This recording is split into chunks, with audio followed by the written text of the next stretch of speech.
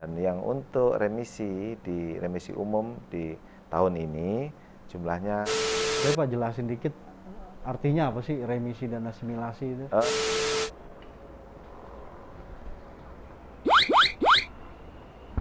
Lokal Bekasi. Aye!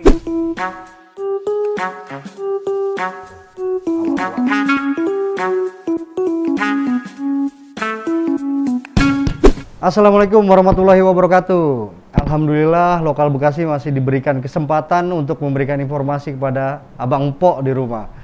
Untuk kali ini saya sudah bersama dengan Kepala Lapas Bulak Kapal kelas 2A Kota Bekasi, Pak Hensa. Salam sehat Pak Hensa. Salam sehat, salam sehat. Untuk informasi aja Bang Empok, untuk Pak Hensa sudah memimpin lapas sejak 30 Desember 2020, betul Pak ya? Untuk kali ini kita akan membahas Lapas Bulak Kapal.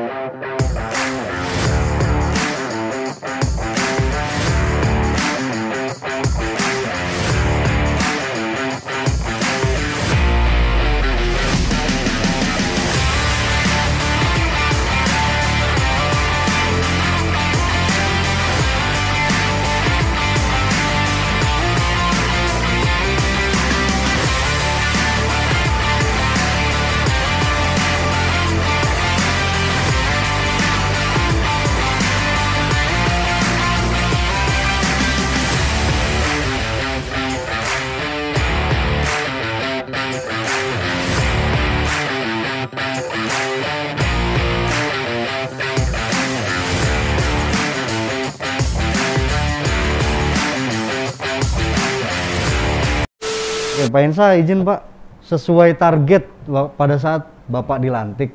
Nah, itu kan tanggal 30 Desember itu ada 3 poin yang Bapak tekankan dan Bapak pertegas. 3 diantaranya itu menekan peredaran narkoba di dalam lapas yang dilakukan oleh narapidana. Kedua, meningkatkan remisi dan pembebasan bersyarat. Yang ketiganya itu adalah menekan terhindarnya pungli atau pungutan liar kepada hak-hak dari narapidana, Pak. Betul ya, pada saat itu betul. Ada target seperti itu. Boleh Pak Hensa, nanti kita akan bahas itu karena itu adalah kinerja Pak Hensa kan ya. Tapi sebelumnya Pak, Abang Po di rumah ini kan pengen tahu sebetulnya sejarah Lapas Bulak Kapal ini dulunya apa sih dan sejak kapan gitu jadi lapas gitu Pak? Gimana Pak? Boleh silakan Pak. Baik ya, saya buka masker. Siap. Biar lebih jelas. Lapas Bulak Kapal ini secara formal namanya sebenarnya Lembaga Pemasyarakatan kelas 2A Bekasi. Namun masyarakat lebih umum, lebih familiar dengan sebutan Lapas Bulak Kapal karena kebetulan berada di daerah Bulak Kapal. Jadi lapas ini sendiri beroperasional semenjak tahun 1985. Kemudian sampai hari ini, sekedar informasi, lapas kita ini berjumlah sekitar 1.900-an narapidana dan tahanan ya. Karena lapas ini masih berfungsi selain sebagai lembaga pemasyarakatan juga berfungsi sebagai rumah tahanan gitu. Jadi karena itu makanya di lapas ini selain daripada narapidana ada juga yang masih statusnya tahanan gitu. Totalnya sekitar itu dari kapasitas yang sampai hari ini kapasitasnya 750 orang. 750 orang. Sebenarnya bangunan sudah ada 2 bangunan yang dibangunkan oleh pemerintah Kota Bekasi. Nah, namun karena ada sarana yang terutama pagar ornamisnya yang belum jadi, makanya belum bisa difungsikan. Tapi insya Allah tahun depan sudah bisa difungsikan. Nah itu kalau sudah 2 bangunan ini yang dioperasikan, alhamdulillah mudah-mudahan longgar gitu kan, karena kapasitasnya itu besar. Pokoknya sesuai kapasitas lah. Siap. Kalau untuk saat ini berarti 1.900 1900-an lah kurang lebih 1900. Pada saat Bapak masuk ke sini berapa Pak dulu Pak? 1500. 1500-an ya. Ada peningkatan ya berarti. Ada peningkatan jumlah. Dalam waktu 1 tahun ini. Ya, dalam waktu 1 tahun ini. Hampir 1 tahun ya Pak ya. Ya. Nah, kalau untuk ini Pak, perkara yang menonjol. Ya. Yang di sini tuh lebih banyak perkara apa Pak? Ya, jadi mayoritas perkara di sini narkoba. Nah, jadi narkoba merupakan sebagian besar, gitu kan. Bahkan boleh dikatakan kalau dibilang persentase itu 50% lebih. 50% lebih. Ya, dari penghuni di lapas ini adalah perkara narkoba, gitu. Wow. Nah, jadi yang selebihnya ya perkara-perkara lain seperti pencurian dengan kekerasan, kemudian ada perkara perjudian, ada kasus pembunuhan, kemudian penganiayaan, kemudian ada juga kasus asusila gitu kan. Terus ada cuman nggak banyak, ada kasus korupsi tapi tidak banyak. Kalau untuk kendala sendiri apa sih Pak dalam pengelolaan rumah tahanan dan lapas ini Pak? Kalau kendala ya namanya kendala ya pasti ada dan mungkin jumlahnya agak banyak kan, tapi namanya juga kita ngurusi manusia kan. Ngurusi manusia yang notabene lagi bermasalah dengan hukum. Artinya ini perlu cara-cara khusus lah gitu ya untuk menghadapi atau membina orang-orang yang sedang bermasalah dengan hukum ini. Nah, jadi kendalanya yang pertama itu sarpras ya. Sarana dan prasarana kita yang terutama untuk di dalam kamar misalnya kan, karena jumlah penghuninya yang saat ini lebih banyak gitu kan. Iya. Dibandingkan dengan kapasitasnya, tentu itu menjadi problem tertentu kan, karena orang akan menjadi sensitif dan karena suasana mungkin berdesakan. Nah, jadi kan kadang-kadang banyak menimbulkan gesekan-gesekan. Itu kendala-kendalanya. Ya, terus yang kedua karena jumlahnya juga banyak dan memiliki karakter yang berbeda-beda dengan latar belakang yang berbeda-beda juga gitu. Jadi ya kita harus memahami lah gitu karakter dari masing-masing penghuni ini, warga binaan ini. Memang nggak mudah juga Pak ya. Ya. Cuman memang berat tugasnya Pak ya, menjaga tahanan ini. Kalau dibilang berat ya enggak juga lah. Biasa saja. Kalau kegiatan sendiri Pak, boleh ini nggak informasi kegiatan di dalam lapas nih apa aja sih napi dan tahanan? Misalnya apakah ada olahraga atau ada bikin apa gitu? Oh ya, jadi di dalam pembinaan narapidana itu ada dua kelompok pembinaan. Ada pembinaan kepribadian dan pembinaan kemandirian namanya. Nah, ini perlu saya sampaikan juga kepada rekan-rekan dan juga masyarakat, apa itu pembinaan kepribadian dan pembinaan kemandirian. Ya, ini secara sederhana saja pembinaan kepribadian itu membentuk mental. Yang pertama ya kita lakukan program-program kegiatan, terutama soal bidang keagamaan yang berkaitan dengan kepribadian ya. Keagamaan, kemudian rekreasional gitu kan, untuk menghibur mereka juga, kemudian kegiatan-kegiatan olahraga, banyak kegiatan-kegiatan yang bersifat membentuk kepribadian. Yang pertama tujuannya adalah supaya mereka menyadari kekeliruannya gitu kan, kenapa bisa masuk sini itu pasti ada kekeliruan kan, secara hukum kan. Mungkin kalau secara pendapat masing-masing berbeda, tapi nyata secara hukum memang mereka sedang bermasalah gitu kan. Jadi mereka menyadarilah kekeliruannya, kemudian yang kedua bertobat, dan yang ketiga tidak mengulangi lagi perbuatan melanggar hukumnya. Itu tujuan utama pembinaan kepribadian. Ya. Berarti memahami kekeliruan. Ya, memahami kekeliruan. Ya, lebih ke itu ya. Terus kemudian bertobat. Kemudian yang ketiga tidak mengulangi lagi perbuatan melanggar hukumnya. Itu tujuan pembinaan kepribadian. Tapi tobatnya benar-benar tobat ya Pak ya? Tobat. Tapi kan berbeda pendapat ya. Ini saya berbicara secara hukum ya. Secara gitu. hukum. Mungkin ada juga orang yang masuk dalam sini sampai hari ini pun, sampai dia sudah putus pun dia tetap merasa tidak bersalah. Dan keluarganya juga kadang-kadang merasa bahwa keluarga tidak bersalah. Ya, itu monggo saja kan pendapatnya masing-masing. Tapi kalau secara hukum dia dinyatakan bersalah, ya kita tetap melakukan pembinaan. Kemudian saya lanjutkan ya. Ya, yang tidak kalah penting juga namanya program pembinaan kemandirian. Nah, kemandirian itu contohnya pemberian pelatihan, pendidikan, pengetahuan, kemudian kursus-kursus di dalam sini kan yang sering kita selenggarakan.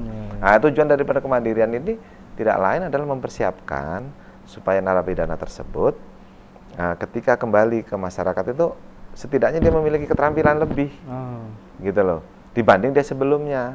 Nah, makanya pembinaan kemandirian di sini contohnya seperti kursus mengelas, ya kan, kemudian ada kursus pertukangan, tata boga, kemudian tata busana, gitu. Bahkan yang mereka yang tadinya tidak bisa mengelas keluar di sini bisa dia ngelas. Jadi kayak balai latihan kerja lah Pak ya? Persis seperti itu. Makanya kita gandeng biasanya BLK baik provinsi maupun pemerintah kota, kita gandeng mereka ataupun yayasan-yayasan atau LSM di luar yang memang punya akses untuk memberikan kembali. Kita terima semuanya untuk memberi. Nah, mudah-mudahan ketika dia di luar dia punya keterampilan lebih lah. Ya, mudah-mudahan itu berguna. Punya bekal lah ya. Punya bekal. Kalau untuk bicara target yang tadi nih Pak. Nah, dari target Bapak itu yang 3 poin itu selama 11 bulan Pak ya berarti ya. Kerja Bapak ya. Boleh ceritain Pak? Jadi kalau target yang seperti yang Bapak sampaikan tadi, yang pertama adalah menekan pungli, kemudian peredaran narkoba, dan yang ketiga adalah meningkatkan jumlah narapidana yang mendapatkan hak ya, terutama remisi dan bebas bersyarat. Nah, kalau yang kita bahas dari awal, untuk pungli insya Allah kita sudah berusaha maksimal mungkin, dan ini dibuktikan dengan di bulan 7 kemarin, itu kita sudah lolos tim penilai internal untuk pemilihan UPT atau kantor yang WBK dan WBBM. WBK itu wilayah bebas dari korupsi. Nah, jadi Menpan RB itu menilai seluruh satuan kerja yang ada di kementerian dan lembaga yang ada di Indonesia, yang dinilai apakah mereka sudah berkomitmen untuk kantornya menuju wilayah bebas dari korupsi atau tidak. Nah, di Lapas Bekasi ini alhamdulillah sudah mencapai, sudah lolos kan. Mencapai WBBM itu Pak? WBK. Nah, dan nanti insya Allah nanti mungkin bulan ini akan ada tim penilai eksternal yang gabungan itu dari Menpan RB, BKN, KPK, Kejaksaan dan lain sebagainya itu. Nah, mudah-mudahan lolos gitu kan. Mudah-mudahan untuk kan? WBK-nya untuk menuju WBK dulu gitu kan. Ya bertahap lah. Siap. Bertahap, kalau ini bisa lolos ya alhamdulillah. Nah, kita usaha itu kita lakukan terus. Jadi pungli yang berkaitan dengan pemberian hak narapidana itu seperti pungli misalnya remisi, orang mau PB, orang mau CB itu sudah saya yakinkan insya Allah tidak terjadi di lapas ini kan gitu. Kemudian yang target kedua untuk peredaran narkoba, menekan peredaran narkoba, ya alhamdulillah kita juga sampai dengan November ini alhamdulillah tidak ada narapidana yang terlibat dalam pengendalian narkoba kan. Kalau ada kan ya alhamdulillah. Dan ini saya berharap mudah-mudahan Tuhan membantu terus kepada kami untuk melindungi kami lah dalam hal itu kan. Nah, untuk target peningkatan jumlah warga binaan yang mendapatkan remisi dan bebas bersyarat itu alhamdulillah sudah melampaui target. Sebagai contohnya untuk remisi di tahun kemarin itu yang mendapatkan remisi totalnya itu 250-an sekian. Tahun 2020. Tahun 2020. Dan yang untuk remisi umum di tahun ini jumlahnya mencapai hampir 900. Hampir 900? Iya, hampir 900 orang yang mendapat remisi. Wow, ya. Meningkat jauh Pak ya. Terus kalau untuk yang bebas bersyarat dan asimilasi serta cuti bersyarat itu tahun kemarin jumlahnya 504 sampai dengan Desember tahun 2020. Untuk tahun ini sampai dengan Oktober kemarin masih jumlahnya 351. Jadi memang tetapi ini kan belum selesai. November dan Desember belum, mudah-mudahan ini bisa tercapai juga sesuai dengan target yang kita terapkan di awal tahun itu. Artinya bisa disimpulkan 90% target Bapak terpenuhi ya Pak ya? Insya Allah. Insya Allah tergantung sampai ya tergantung Desember ini masih ada waktu karena ya kalau soal target remisi kemudian target bebas bersyarat itu kan ada data. Iya. Jadi ada datanya jelas gitu kan, tercapai atau tidak kan bisa dilihat kan datanya. Tapi kalau untuk target yang pertama dan kedua itu sih memang ya target yang pertama terutama yang tentang pungli itu ya tidak ada data yang valid kan. Itu yang bisa merasakan masyarakat gitu loh. Diupayakan ya Pak. Ya masyarakat dan narapidana yang merasakan. Kalau bicara asimilasi dan remisi itu Pak, boleh Pak jelasin dikit artinya apa sih remisi dan asimilasi itu? Remisi itu adalah potongan masa hukuman. Potongan masa hukuman. Ya, yang diberikan kepada narapidana pada saat perayaan Hari Kemerdekaan dan pada saat perayaan hari besar keagamaannya atau hari rayanya. Misalnya kalau contohnya seorang Muslim, makanya dia dapat remisi setahun 2 kali pada saat hari raya dan pada saat hari ulang tahun kemerdekaan 17 Agustus. Nah syaratnya itu syarat utamanya adalah berkelakuan baik.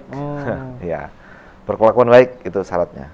Jadi kalau dia masih ngulangi lagi perbuatan melanggar pidananya atau dia tidak mengikuti kegiatan-kegiatan yang kita laksanakan atau dia masih suka berkelahi misalnya atau mencederai, ya itu nggak bakal dapat itu. Kalau berkelakuan baik bisa dapat. Bisa. Ada syarat lagi, syarat selain dari syarat substansi tadi yang berkelakuan baik juga ada syarat administrasi. Syarat administrasinya adalah yang bersangkutan minimal pada saat pemberian remisi itu sudah menjalani 6 bulan. Minimal sudah 6 bulan. 6 bulan dari hukumannya itu. Sejak dia ditahan ya. Ya. Terus yang kedua dia sudah inkrah, sudah putus. Sudah ada putusan yang memiliki kekuatan hukum yang tetap. Gitu kan. Kalau dia masih proses banding, proses kasasi, itu belum bisa kita berikan remisi. Kalau masih dari ininya masih ada banding gitu, nggak bisa, belum bisa.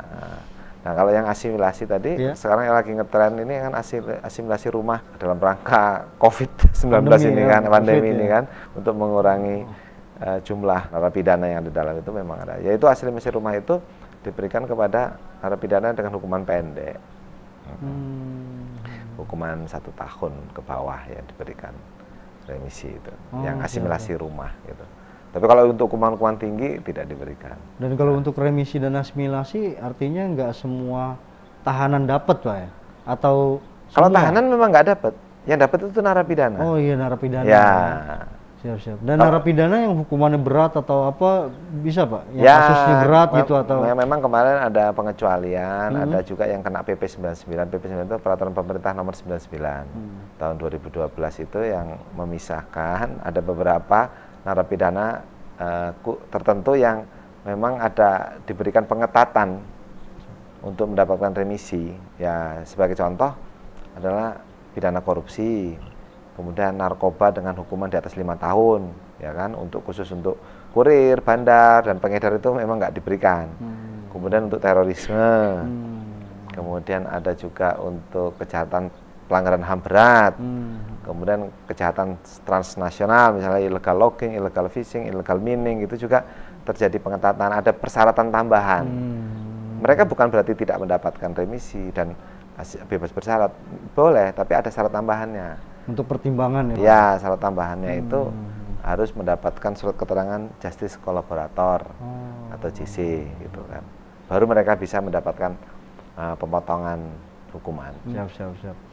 Terima kasih banyak Pak Pak Hensah untuk informasi kali ini. Bang Po mudah-mudahan paham juga lah ya isi dari lapas dan sejak kapan tadi kita bahas lapas Bekasi ini berdiri gitu Pak ya. Mudah-mudahan narapidana dan tahanan segera bisa bebas gitu kan, sesuai ketentuannya ya Pak ya. Amin. Dan seperti Pak Hensah bilang, kalau berkelakuan baik gitu Pak ya. Iya, itu sebagai syarat utama. Semuanya nih berkelakuan syarat baik. Utama itu berkelakuan baik dong. Iya, itu syarat utama. Itu sudah ditentukan oleh undang-undang itu, berkelakuan baik. Gitu. Tapi kita tertarik dengan kegiatan di dalam tadi Bapak katakan ada kegiatan macam-macam itu kan, ada kerajinan juga gitu. Nah, nanti kita minta izin kupas tentang ada UMKM kali mungkin Pak ya. Iya, boleh. Oke, siap. Terima kasih Abang Po di rumah. Oke. Pak Hensah izin Ya, untuk pamit.